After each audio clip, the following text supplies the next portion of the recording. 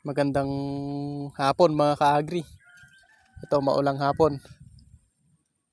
Mag-aabono tayo ngayon ng sili mga ka-agri, pero yung kwan lang, sultan lang natin o yung bell pepper. Para mayari din ngayon nating araw na to mga ka-agri. Ang i-abono natin mga ka-agri, ito. Nitrabor ulit mga ka-agri. Pinaka-paborito kong abono. Ayan. Ito kasi pinakamagandang abono para sa akin. Kombinasyon talaga siya. Ididilig natin to mga ka-agri. Tutunawin natin. Ayan. Ang ilalagay natin mga ka-agri, bali dalawang lata na. Ayan.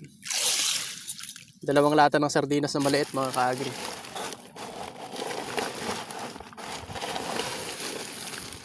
Ayan.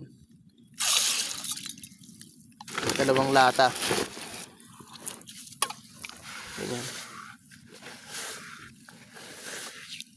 Malalaman nyo kung nitrabor yung kinukuha nyo mga ka-agri, yung inaabono nyo. Dalawang klase kasi yung Yara Liba mga ka-agri. Merong nitrabor, merong Tropicoat.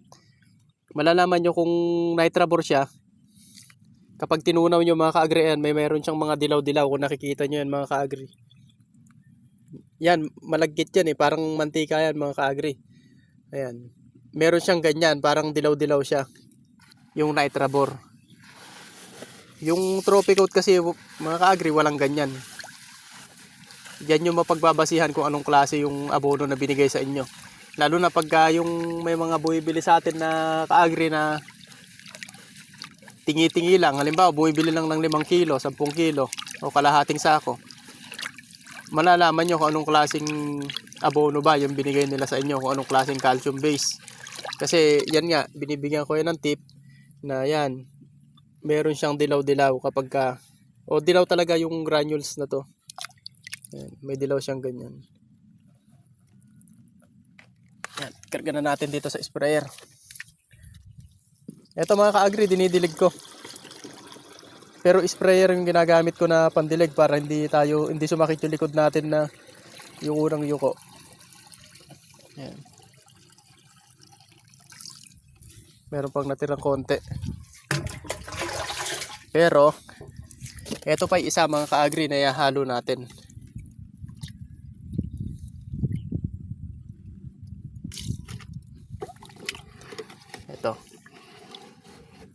Ito naman mga ka-agri, winner. Yara winner to. Para saan ba yung winner mga ka-agri? Ito, andito na lahat. Pampasanga, saka meron siyang trace element mga ka-agri. May mga micro elements siya. Katulad nga ng boron. May boron din to.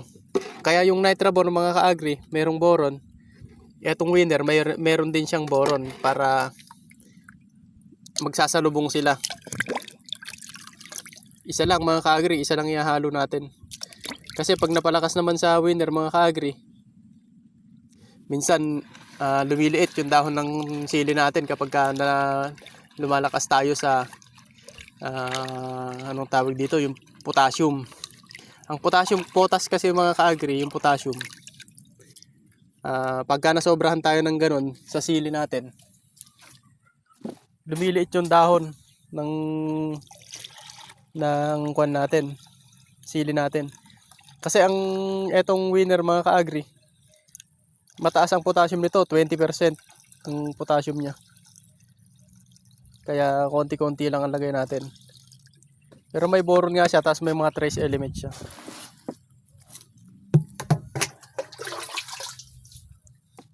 Ayan.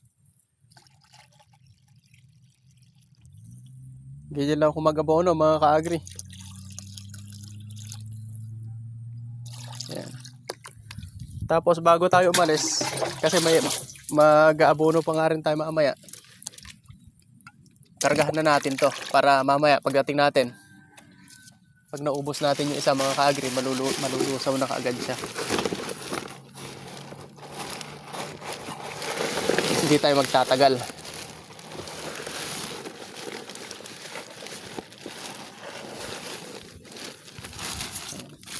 Tingnan nyo mga ka-agri yung itsura niya, oh. Madilaw. Yung Tropicoat maputi. Para siyang urea. Pero iba naman sa kulay ng urea. Yung urea kasi mga ka-agri parang crystal din siya, parang may crystal siya. Pero yung Tropicoat kasi para siyang bigas.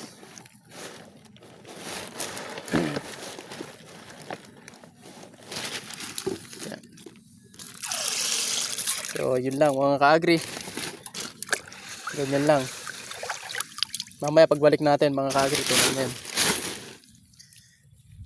Eto.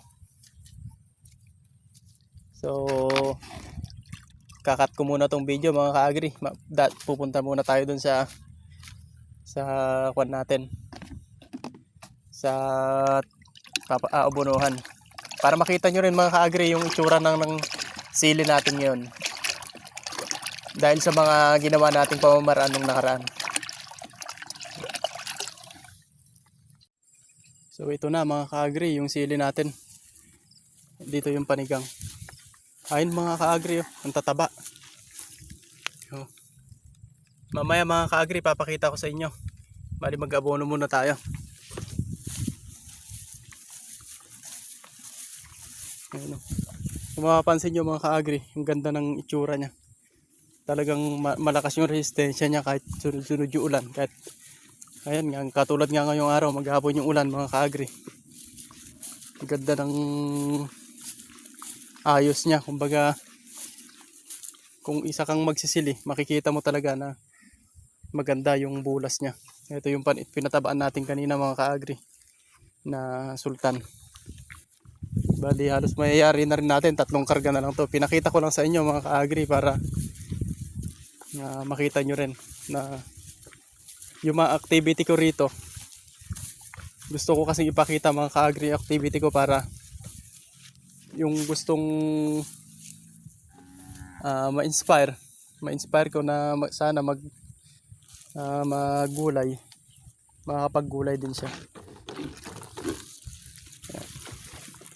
Yan, ganyan lang mga ka-agri, oh. Hindi natin siya binobomba, papatak-patakan lang natin siya. Nung nakaraan nga pala mga ka-agri,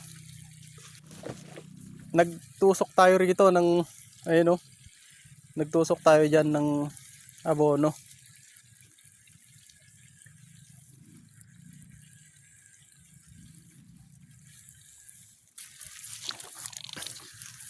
Doon na sa Gawirod mga ka-agri. Dito na nga pala ako. Ito nga pala yung tanda ko. Nagkamali ako. Naulit ko tuloy yun. Ayan.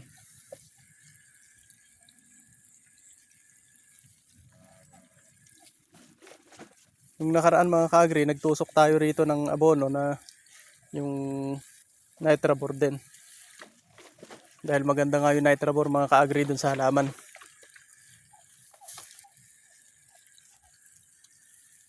Ito mga ka-agri, yung kaya dinidiligan ko ng ganito para yung mga ini-spray natin na pampakapit ng bulaklak, saka itong dinidilig natin na to, magsalubong sila.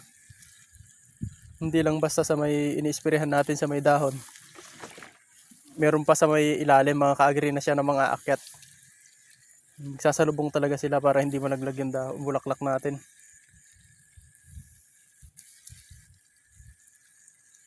So, tatapusin ko lang to mga ka-agri. Tapos ipapakita ko na sa inyo yung mga bunga ng tanim natin. So, ikat ko muna tong video mga ka-agri. Ito na yung sili natin mga ka-agri. Hindi muna tayo nagpataba rito sa panigang nga natin. Ayan. Hindi muna natin pinatabaan to, yung munang sultan natin. Kung mapapansin nyo mga ka-agri, yung dahon ng sultan natin, oh, halatang halata. Malalaki siya kung ikukumpara dito sa panigang. Mas malalapad yung dahon niya. Etong panigang kasi mga ka-agri, ang lakas niyang magbigay ng sanga. Ayun, oh. At ang dami na nga palang bunga mga ka-agri, oh. Oh. Marami na siyang bunga na pwede na palang harvestin mga ka-agri. Baka bukas pwede na tayong mag-harvest dito. Kahit pang ilang kilo lang. Oh, dami na palang bunga mga ka-agri. Yung pagkaka-spray natin ng kuno ng calcium. Yung lalaki ko ayun, oh. Mas malaki pa sa yung lalaki ko. Oh. Marami na siyang bunga mga ka-agri. Simula rito hanggang doon, ayun. Ayun, oh.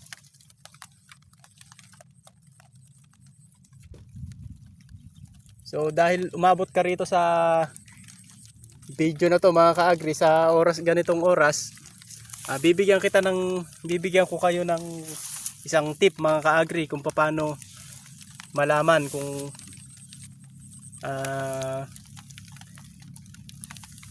paano malaman kung tama sa abono yung ating sili mga ka-agri. Bibigyan ko kayo ng isang tip kung paano natin ito nalalaman. Ayan. Nalalaman natin mga ka-agri na sakto sa abono yung sili natin kapag nagpunta kayo ng 5:30 mga ka-agri hanggang alas 6 o hanggang alas 7, hanggang didilim na yun mga ka-agri, doon sa silihan ninyo. Ganun ang gawin nyo mga ka-agri. Lumibot kayo minsan sa may silihan ninyo 5:30 mga ka-agri hanggang alas 6, kasi doon nyo makikita na bumaluktot yung sanga ng tanim ninyo. Ayun, oh, baluktot siya. Alam nyo yung parang natupurdi mga ka-agri, pero hindi siya natupurdi. Ibig sabihin yan mga ka-agri, tama sa abono yung sili natin. Kahit anong sili mga ka-agri, basta 5:30 hanggang padilim na yon, libutin nyo yung sili nyo kapag gusto nyo talagang makita na tama yung abono ng sili ninyo. Ganyan siya, ganito yung itsura nyo mga ka-agri, oh. Nakapaliko siya. Ayan. Nakapadukdok, kumbaga. Yuyuko siya. Kasi ang sili na kulang sa abono mga ka-agri, nakatingala lang yan.